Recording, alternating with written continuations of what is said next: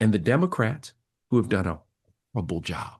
Let's be honest that the Democratic Party has done a horrible job of representing us and representing our needs. And we have to be honest and open that what's the plan, y'all?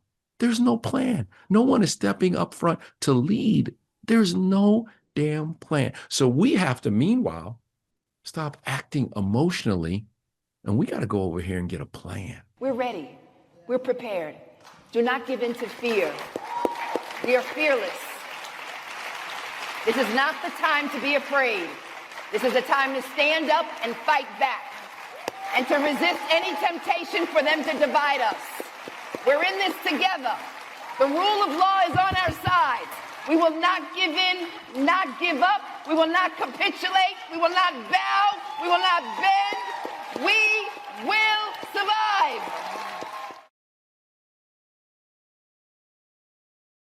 Senator Alex Padilla from California.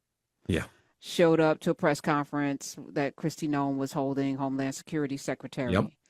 And they grabbed him, they roughhoused him, threw him onto the ground, handcuffed him, arrested him. Secret Service is involved. FBI was involved. Yeah. He is a sitting senator. There's only 100 of them.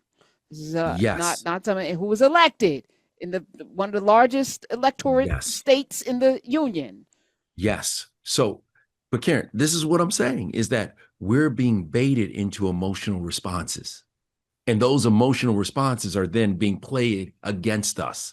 And he and Kristi Noem How said, should we, Kevin, how should we Okay. feel? I mean, I'm watching this and I'm saying we're in a police state right now, and it doesn't Yes. feel, it feels very fascist. It feels very wrong. It feels very Mussolini-ish and Nazi Germany-ish. And, I didn't imagine America would be this in 2025, and it doesn't feel good. It feels scary. No. One, we need leadership. We need to understand what we're working for and towards. During the election, during the campaign, my company made a video called Black Men Read Project 2025. And we did it down in the Crenshaw area, and we literally just took it out and we said, hey, read this section and tell me what it means. And people were shocked, and they were like, what? That means, no, they're not going to really do that. And it's like, yes, there's a plan. There's an organized plan. And listen, the Trump administration, they knew coming in what they were going to do. And they said what they were going to do, and people didn't believe it. They thought no way they'll do that. But no, they had a plan and they did it. And so now we have to organize, and we have to have a plan, and we have to stop these emotional responses. The one great thing, I think, more than any business that he owned, the one great thing I think that Donald Trump learned was when he did The Apprentice. And he learned how to make great theater. That show was so popular because it was great theater. He learned how to pit people against each other and how to make things and make things much bigger than they were, and to distract and move the eyeballs. And I think that's what's happening now. And the Democrats who have done a horrible job. Let's be honest that the Democratic Party has done a horrible job of representing us and representing our needs. And we have to be honest and open that what's the plan, y'all? There's no plan. No one is stepping up front to lead. There's no damn plan. So we have to, meanwhile, stop acting emotionally, and we got to go over here and get a plan. They want us to act emotionally and act out and do crazy things. We got to stop. Kevin Frazier, he's here. Roderick Morrow is here.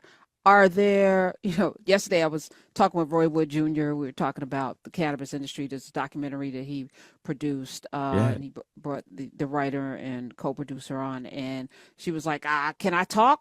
Honestly, I was like, on these airways, I never think about what, the only thing we have an edict. We don't promote violence. We don't want to promote violence. No. So that's an easy thing to uphold. But everything else is on the table until it's not. And when it's not, I'm not going to be here. So let me just say that.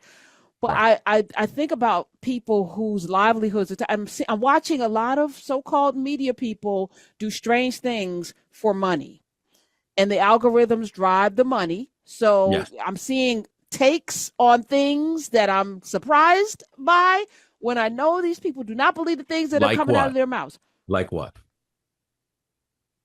Things that are coming out of people's mouths, criticisms of people like Padilla. Yesterday, I saw somebody criticize Padilla, sports journalist. I said, No, I know. really, I know what you are. why, I know why are what we and doing this? I know what and who you're talking about. Okay, without saying any names, I know exactly what and who you're talking about.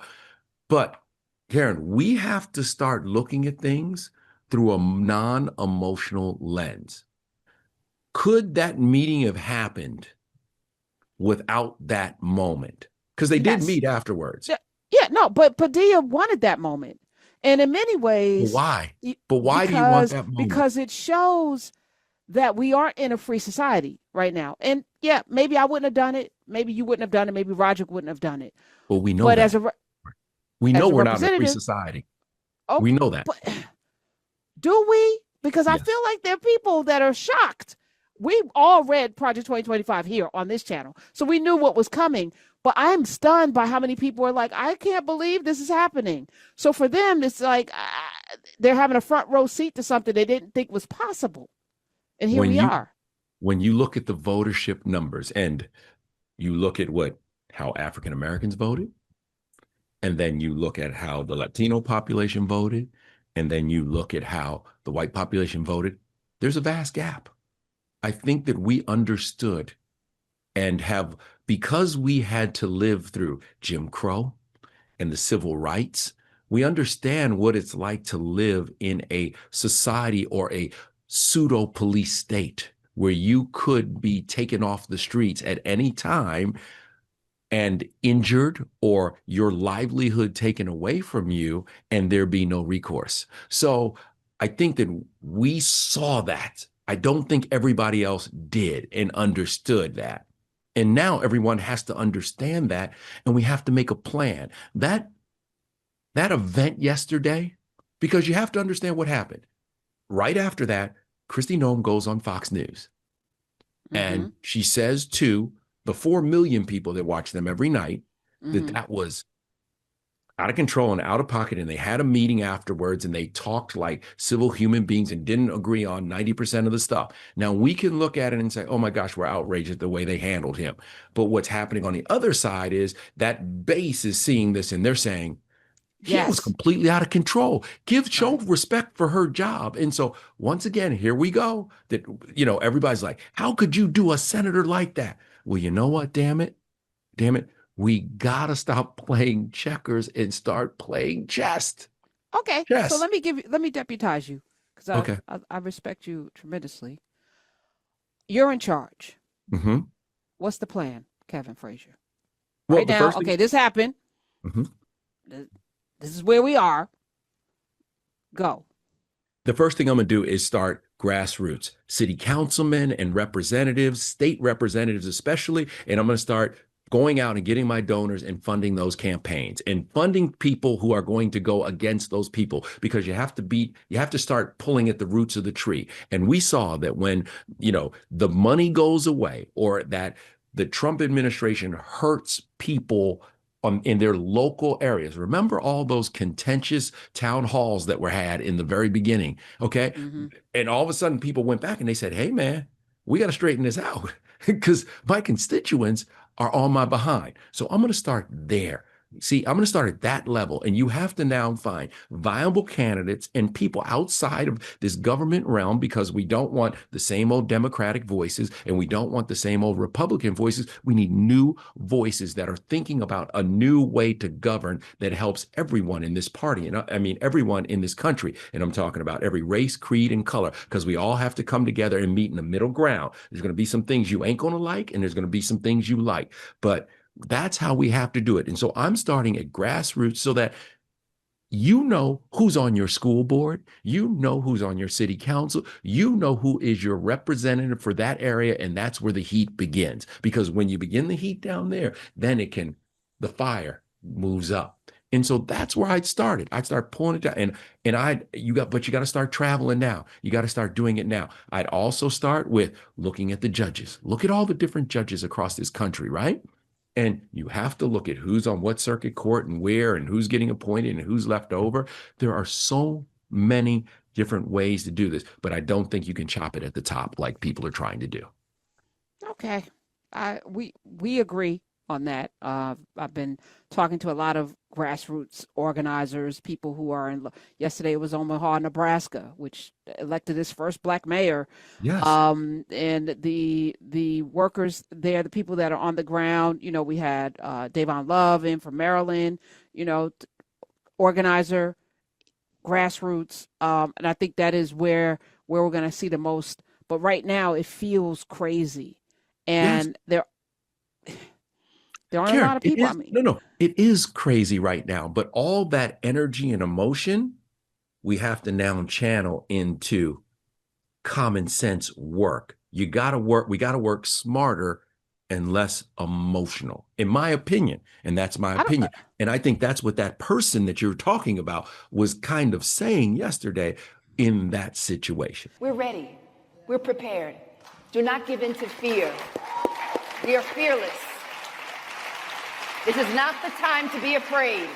This is a time to stand up and fight back and to resist any temptation for them to divide us. We're in this together. The rule of law is on our side. We will not give in, not give up. We will not capitulate. We will not bow. We will not bend. We will